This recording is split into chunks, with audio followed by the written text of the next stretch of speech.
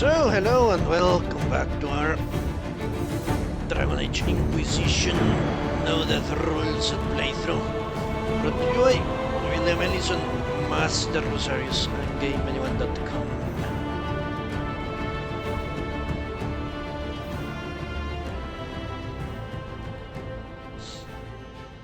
Today we shall keep on gathering Warden caches of random stuff. Warden junk.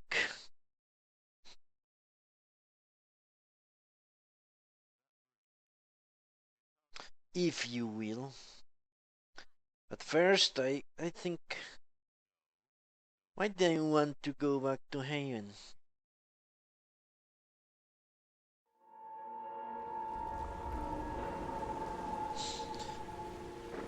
I wanted to go to Haven for some reason. I'm pretty sure.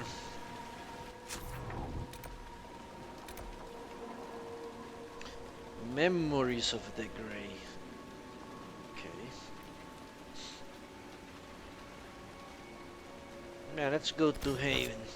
There must be a reason. Besides all those... Should I go to the Falun? Not to this place. The Forbidden Oasis.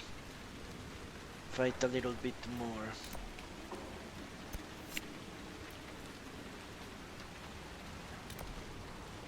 You know what? Let's read Codex. I haven't done that in a while. And then go to these places. Blackwool. I do not have much on Warden Blackwool. We know he became Constable of the Grey in Balchevin after Warden Constable Fontaine assumed the position of Commander of the Grey from her predecessor. He also earns the Silverite Wings of Valor, an honor bestowed upon Erlesian wardens for deeds of great daring. The details of the act for which Blackwool earned his Silverite Wings, however, are sketchy. Wardens hide their secrets well. The medal was likely awarded for a campaign to secure the deep roads entrances within Orlais shortly after the Fifth Blight. Several Grey Wardens lost their lives on that campaign. Perhaps more would be dead if not for Blackwool. According to my sources, Blackwool has been traveling alone for several years now. The last anyone saw him in the keep in Balchevin was 937 Dragon. It has been completely abandoned along with all other warden outposts. I believe Blackwool is curious about this disappearance as we are. Perhaps in time we will find answers. Alright. Grand Enchanter Fiona is considered an anomaly among mages. She is, for instance, the only member of the Circle of Magi ever to leave due to recruitment and then return. Okay. The circumstances of that return are largely unknown, but the notoriety she gained within the circle allowed her to rise rapidly in the ranks. She became first Enchanter of Montsimar Tower, and then elected Grand Enchanter at the college in Cumberland. The latter was based on her advocacy for greater mage freedom, a view she claimed her time with the Warden supported. Urging for a vote on the matter led to the College of Enchanters' dissolution in 940 Dragon, and then, when a vote was attempted secretly, to Lord Sickler Lambert of the Seekers Chambert of Truth, arresting Fiona and her follower Enchanters. Following their flight to the ruin of Andoral's Reach, the escaped mages held and passed a final vote on the Circle of Magi independence. This began the Mage Rebellion. While Fiona no longer holds the official position of Grand Enchanter, most mages still consider her part of the rebellion's leadership. Of course, they must. Iron Bull. My dear friend. Completely understand the difficulty you face to have such well-equipped bandits attack your family caravan so regularly with such exquisite knowledge of your shipping schedules, and indeed highly unfortunate. There is no shame at all in finding your household guards wanting in such trying circumstances. To answer your question, when faced with my own trolls last year, I employed the bull's chargers. Their leader, the Iron Bull, is a Cunari, a great horned giant of a man. He looked like a savage, but spoke like a gentleman. He seems unstoppable in combat, but is far more clever than a simple swordsman. His mercenaries were costly, but they were both strong enough to protect my family's caravans and clever enough to discover how the bandits came upon such luck in their attacks upon my family. The bandits have been no trouble at all since, and a baron of our mutual acquaintance effusively assured me that he would be greatly surprised if they ever caused us any difficulty. If you wish to employ the Iron Bull, I can provide you with his contact information, as well as a list of liquors he enjoys most particularly. Will your husband also present in these negotiations, or will you be making the acquaintance of the Iron Bull in a more intimate setting? If so, we shall have to talk the next time our men go hunting. Yours in friendship, B. A letter lifted from a hidden drawer in an old woman's vanity and copied carefully before being returned. Alright. Lord Seeker Lucius. For months we were all certain Lord Seeker Lambert's death was an assassination carried out by the mages. He had after all declared the Nevarran Accord null and void, hurtling us headlong into a war against the rebels. Why else would he be killed except an act of retribution? The entire Templar Order was fired up, ready to take up the fight against the mages, something we were sure would be over in a matter of weeks. Thus the election of Lucius Corrin to the role made me despair.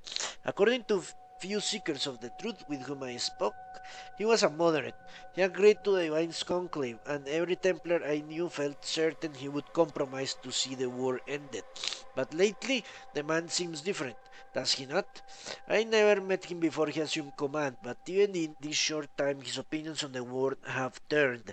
He did not go to the conclave personally. In fact, he seems to regret supporting it at all. He talks of the Templars establishing themselves as a power in our own right, and our fellows are eager to listen. I don't know from where this change of heart came, but I'm beginning to wonder if Lambert's death wasn't a simple matter as we assumed. Something is amiss within our order, and all I know is that it's beyond me to discover what. A letter written by an unknown Templar found in a burnt out Fort 941 Dragon.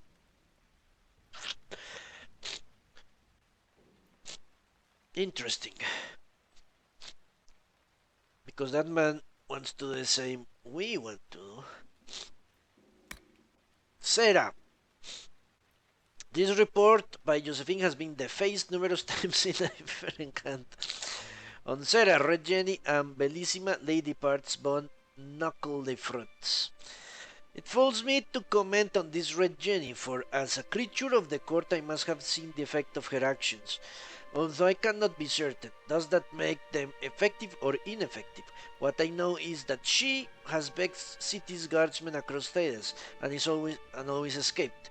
Accessing all available records, it seems clear that there have been multiple embodiments of the name, often at the same time. The limitations of communication are such that this is impossible to verify at the moment. A crude drawing of a guard with her breeches and ankles. The severity of the attribute actions vary wildly, from petty to outright vicious. While officials reports label these actions unfair, I have knowledge of many named as victims, and several are of suspect character. Sarah would call them something altogether untoward. Yes, ma'am, shit's the lot of them. There are tales of Red Jenny targeting criminals, slavers, and even assassins' guilds. The benefit of having a local is that they are invested in regional concerns. Although this obviously varies, I can discern no protocol. Don't need a title to be awful and deserve it. So, who is our Red Jenny? She has been amusing herself in Val Royeaux for some time, although it is clear from her accent that she is deeply Ferelden. She met with outright laughter my inquiry as to whether she had any special elven concerns that I could address. I have conferred with Leliana on the danger of this group, and our estimation is that this incarnation of Regeni is at least a good distraction. Oh, that one scares. Ah, the scary one cares. Addendum, Denerim. Sera claimed to have lived in Denerim cannot be verified, but it seems likely. The alienage where there was neither stable nor secure. Many residents of the city fled the region following the blight. Given her nature, Balroyo would seem rife with targets. Denerim has more than its share of suspect nobility, but most were rallied against a common enemy, thanks to efforts of the hero of Ferelden. Forced to more likely cheats and double cheats. Yeah, class warrior, hardcore class warrior. No way. She doesn't like Dalish, which is a shame. The Revenant. An entire unit of men, all led by one creature. I didn't believe it at first, your perfection, but it appears that this is so. We have a survivor, and while at first I thought his rantings pure exaggeration, it appears to be no simple skeleton. The descriptions of the creature's abilities were eerily similar to those of our brothers Martna's spell encounter almost an age ago. Men pulled through the air to skewer themselves at the creature's blade, an attack so quick that it was able to assault multiple opponents at once. No, your perfection, what we have here is indeed a revenant and nothing less. A letter to Divine Amara III, 571, Exalted. Revenant is a corpse possessed by a demon of pride or of desire, making it among the most powerful possessed opponents one can face. Many possess spells, but most are armed and armored and prefer to use their martial talents. They are weak against physical attacks but regenerate quickly, and commonly use telekinesis to pull opponents into melee range should they try to flee. Revenants also have the ability to strike multiple opponents surrounding them, stay at range if possible, and strike quickly.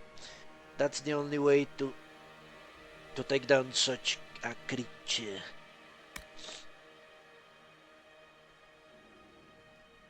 Ah, look at that, there is a little bar of investigation. What do you know? I hadn't noticed it.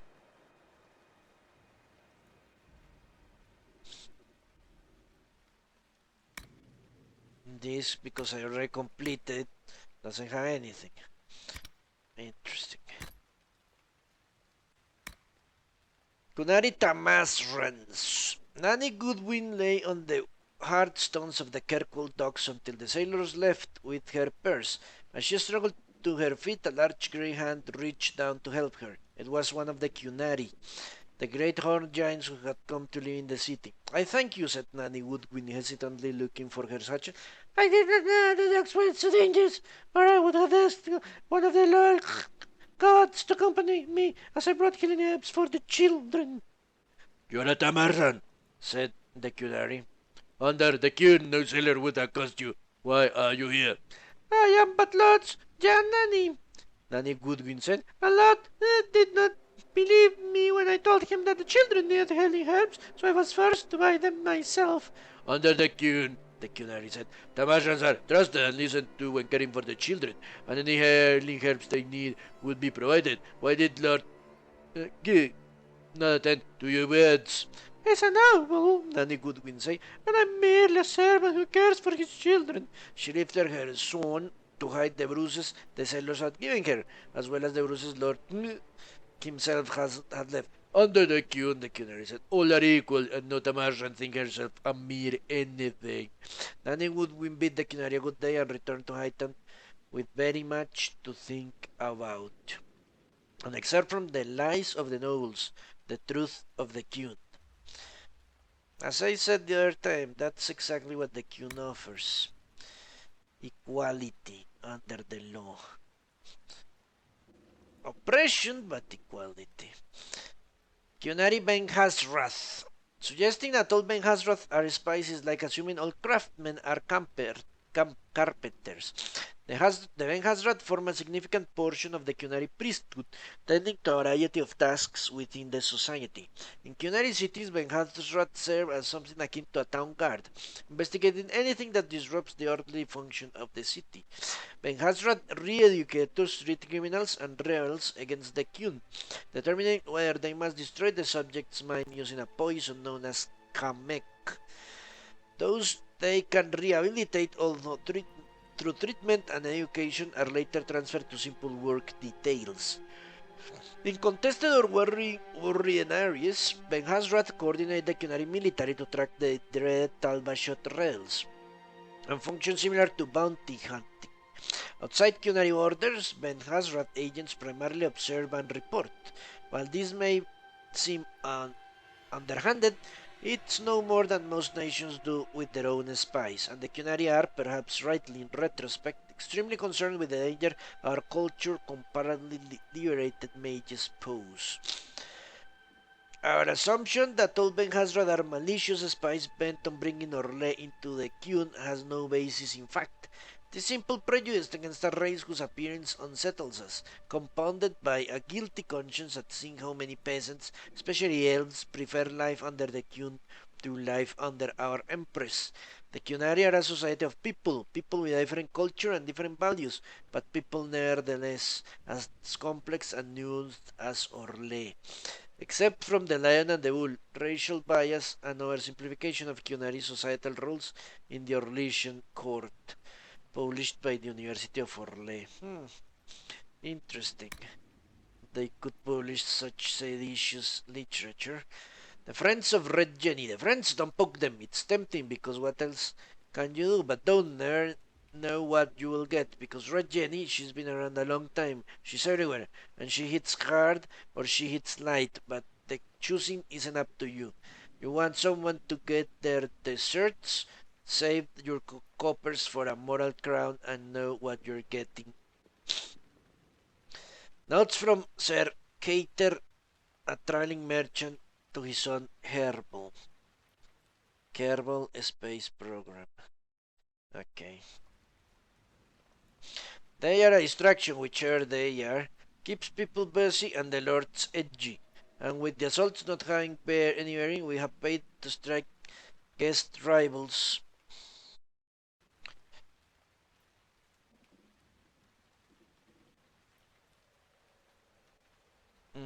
Don't know if I read this already. My father went after her once. You want to lose your friends fast?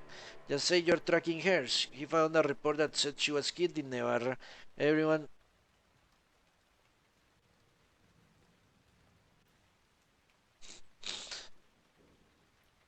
I don't know.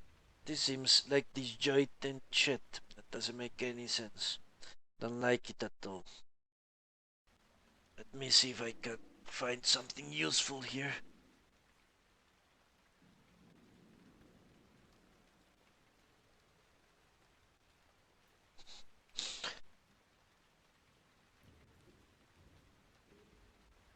Yeah, I don't like that.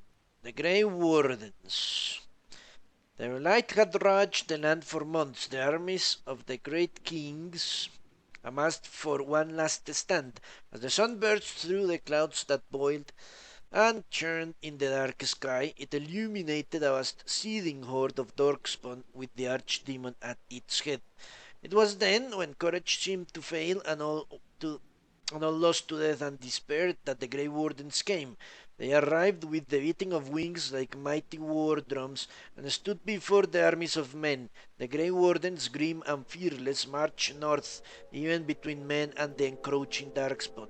They formed a shield of their own bodies, and held that line until the Archdemon was dead, and the last Darkspawn lay trampled in the dirt. Then, demanding neither reward nor recognition for their sacrifice, the Grey Wardens departed. When the clouds rolled back and the sun shone full upon their lighted ground, the great kings knew that they had lost no men, that none of their blood had been spilled. This is a tale about no battle the Grey Wardens have fought, and yet about them all. They always defended us from the Darkspawn, taking losses so we do not have to. Adaptation of a Grey Warden legend. The tale outlined above is widely told, although subject to regional variations. Free marchers might substitute great kings for titles bestowed in their given city-states. In Ferelden, the implied army of wardens is sometimes replaced with two, representative of the national heroes, who fought and defeated the archdemon at Denerim during the Fifth Blight. The beating of wings is a reference to the griffons the wardens are said to have ridden into battle. Although griffons went extinct long before the recent blight, they still appear in numerous stories, sometimes serving as a metaphor for the warden's unrestrained courage, but also employed to please an eager audience. Okay. Last one, it seems. The Cunari. The people of the Cun are perhaps the least understood group in Thedas. The Cunari wars were brutal, but so was the Chantricism. So was the fall of the Imperium. Some of this misunderstanding is an accident of nature. The race we call Cunari are formidable. Nature has given them fierce horns and strange eyes, and the ignorant look on them and see monsters. Some is an accident of language. Few among the Cun speak the common tongue, and fewer speak it well. In a culture that strives for mastery, to have only passable degree of skill in humiliating indeed, and so they often keep quiet among foreigners, out of shame. But much of it is a result of culture itself. The Cunari view their whole society as a single creature, a living entity whose health and well-being are the responsibility of all.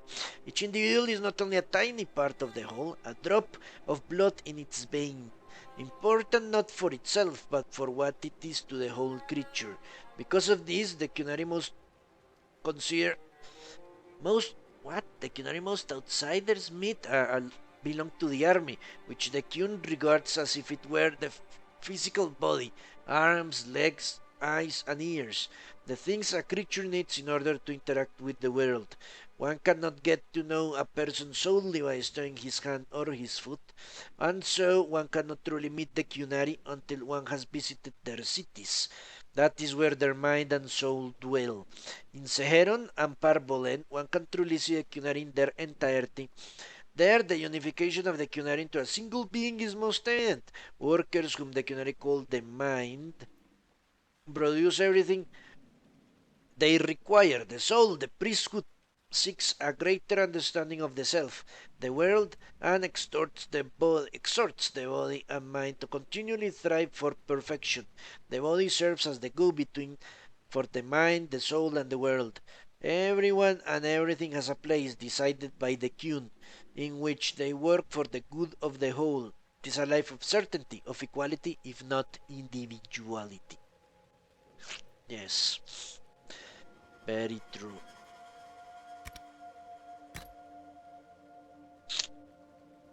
Mad religions and ideologies. Let's see what we have here. The wrath of heaven. Alright. Those who oppose thee shall know the wrath of heaven. Feel them, for it shall burn. The sea shall rise and devour them. The wind shall tear their nations from the fact of the earth. Lightning shall rain up from the sky. They shall cry out their false gods and find silence. Who was Andraste? This question has lingered on in the ages since her death, not as easily answered as the faithful assume. Born an Alamari slave in the frontier realm of the Teinter Imperium, now Ferelden, the chant says she is the bride to the Maker. That he told her in a vision of her role in the rebellion against the corrupt magisters. It is true, or as some early Andrastian cults believed, did a friendly spirit bestow this vision? We must remember that legends of Andraste were multitude in the years immediately following her execution, and beliefs we take for granted belong to the cult victorious in suppressing all others. Indeed, even to suggest there was once disagreement was considered the direst heresy until today, when we have lost even the memory of disagreement. And we know for certain is all we know for certain is that Andraste inspired a world gripped by tyranny and chaos, that she helped spark a war which tore all Thedas asunder. I wouldn't say chaos, because the Imperium was, as the name suggests, an empire ruthlessly ruled by the magisters. That's the opposite of chaos, I would say. A totalitarian state is not chaotic, just oppressive, like Cunari lands. Seheron, the goal is fear. The Cunari in Seheron markets must fear that everyone who serves their food is a rebel, looking a chance to slip poison into a Cunari plate. The rebels must fear that every farmer they pass in the fields is Ben Hazrat, ready to bring soldiers running, and the commoners, the peasants, they must fear everyone. They see rebels light fires that kill Cunarian commoners alike. They see Ben Hazrat arrest commoners who all know are innocent. But these events do not occur naturally. It is our duty to catalyze the process. Only when the commoners of Seheron fear the rebels and hate the Cunari will the Imperium be seen as the preferable option.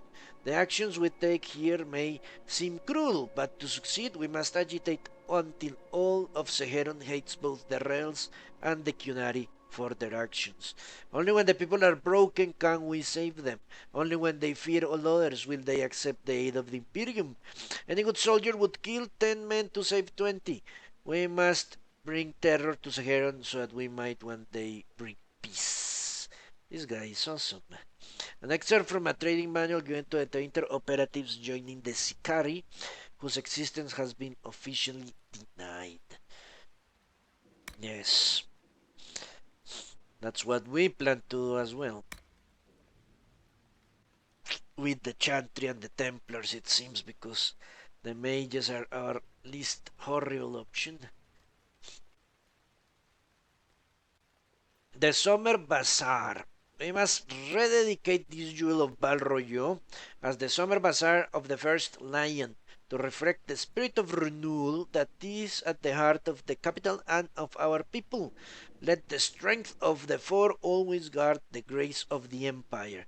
Let the blossoms and promise of the changing seasons be a tribute to trade and public gathering. From here, in the name of the Lion Balmont, we will be an example to the world of how our legions respond to adversity. Our way cannot be threatened, for it embodies the truth of tradition and the promise of progress. The light finds no purchase in the heart of commerce. A plaque dedicated the Summer Bazaar for victories earned and to come, placed in 530 Exalted. Val Royo. Any resident Arroyan will say that it is the greatest city in the world. Many take such pride for arrogance, but they do so through smiles and they not in agreement, for such is the cost of doing business in the capital. Val Royo is in every way a world leader in commerce, culture, and its own exaggerated beauty. The site was founded during Embrion's Grand Unification, the result of a mix of influences not so much balanced as driven to get there. And while such an amalgamation would be cause for chaos elsewhere, the prosperity of the region was enabled an upward spiral of indulgence. The capital has endured the ages to become a beacon of civilization, and its citizens the measure of modernity. Just ask them. An element of Balroyo is notoriously risque, and it exists harmoniously beside the aristocracy and the palace bureaucrats. Indeed, the aristocracy tends to indulge in the city's darkest side quite frequently, if discreetly, and that only adds to the mystique. Nobility elsewhere tend to be much more conservative and concerned about their reputation. That's ridiculous. These guys play the game all the time. They must be uber concerned about their reputation. The fact that he says this is the dark side of society suggests that society at large doesn't look very well on those activities, or very kindly. Even if a trip into the capital to indulge a few private pleasures is not completely out of the question. In Balroyo, transgressions are suffered and forgiven with flamboyant urgency. That is not to say the city is without lasting scandal or hardship, but one must squint past the gilding to be allowed even a glimpse, as Royans are very careful about the face they present. Such it is with the masks of nobility and the underbelly of their streets. Accepted from Balroyo, excesses grand and otherwise, by former sister Ludan, or whatever she's named. actually pronounced. Enchantas. Let's hope it rhymes. Enchanters, the time has come to be alive with the Circle of Magi, where we will thrive with our brothers. Enchanters, remind that time will not unwind. The dragon's crooked spine will not straighten into line. Our plea will be a faithful end decree, where a man will not retreat from the defeat of his fathers.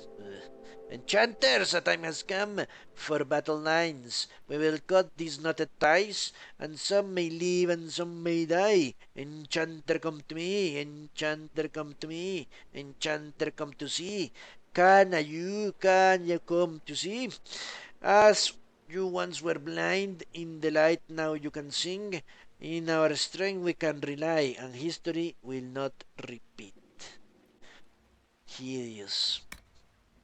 Okay, Nightingale's eyes. What secret lies in their worth? Raven's tears they cry, but all the while they softly lie and spy on you.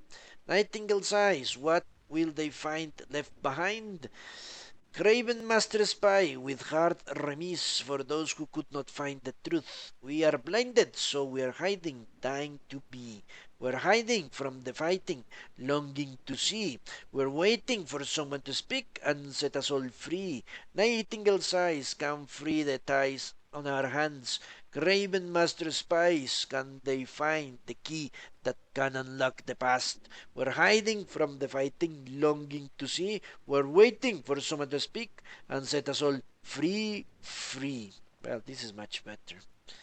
At least every 3 sentences rhymed with the next. Okay, it seems I don't have anything more here. Tutorials. What does the game want to teach me? The Inquisition. Fucking idiots.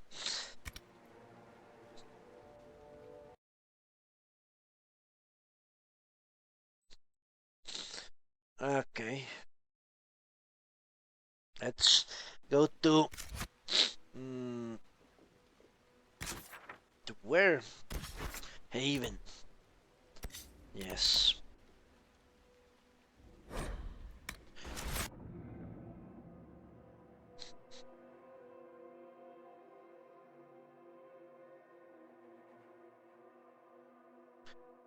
I wanted to equip the rest of the stuff I have on the other companions. Maybe in the Black Bull. Black Bull. Iron Bull. uh,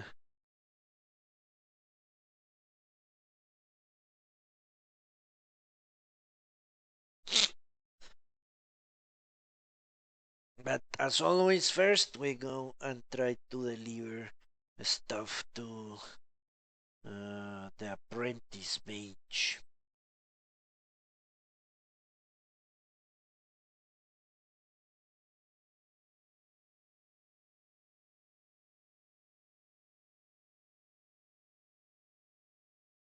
We shall see how this goes.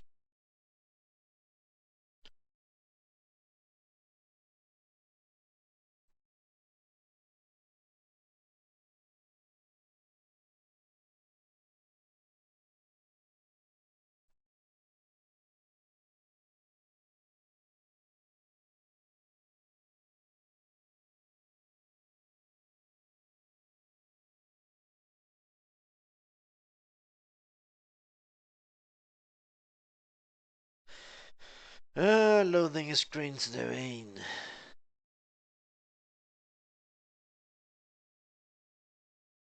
Okay, there we go.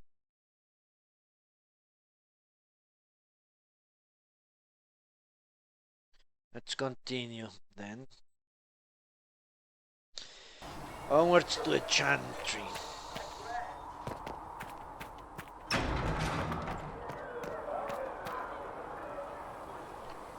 A scout in the hinterland saw the Herald of Andraste. Said she sealed the rift and stopped the demons.